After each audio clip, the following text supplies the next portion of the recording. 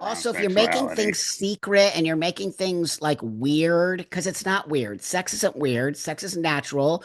13-year-old kids start playing around, even maybe younger they do, right? We've all done it. We Sure. were all there. It is so bizarre to me that people, also in that kind of environment, I get it. What I don't, and I also think at school they should teach basic sex ed. I 100% believe that, but I think it needs to be in a very structured environment, penis, vagina, sex, periods, not all this other insane, Tommy wants to be Susie and has a cock in the mouth of, I'm like, what?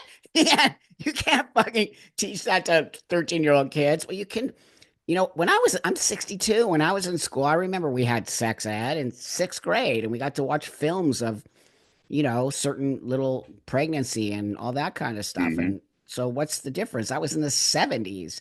And now all of a sudden, like, we can't talk about sex, just normal. Like you just said, you've got to talk about boys and their penises, especially boys. I think boys mature a little bit faster than girls when it comes to Yeah. sex. And Yeah. this was a group of boys, and like, so I started with the question once we were in a Yeah. teepee out in the Yeah. wild somewhere, and of what's the right age for you to have sex? Great. Great. And that just started it off.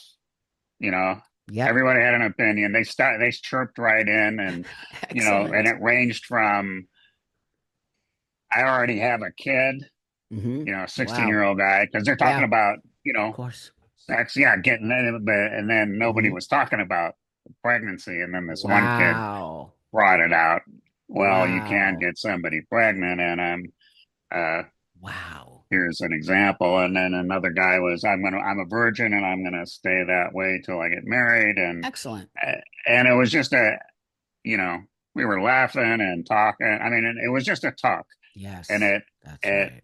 brought everybody. It was on a topic that is normally, yeah, oh, it's awkward to know what to say. And that's Yeah, how it's that's right. typically handled. There are people Hmm. because people are so afraid of sexuality That's right. that this is how we deal with it as adults. We avoid it, we bury it, we don't discuss it, Yes. or we project and get hysterical about someone Yes, else's sex that's uh, right. without even ever having done our own. This is why I developed something I call sexual integration Hmm. therapy, and it's a client-centered, non-pathologizing Mm, uh, approach to dealing with sexual concerns, such as compulsive use of porn or sex or sure. anything Great. else, of to Great. help you first claim your authentic sexual nature. Hmm. That's the first step. It's not stop looking at porn. That's the problem. It's looking at porn compulsively is the symptom of a problem. It's not the problem. Thank you for saying that. Thank you. I know everybody wants to make porn the problem. No, because I'm sure people had some compulsion before that.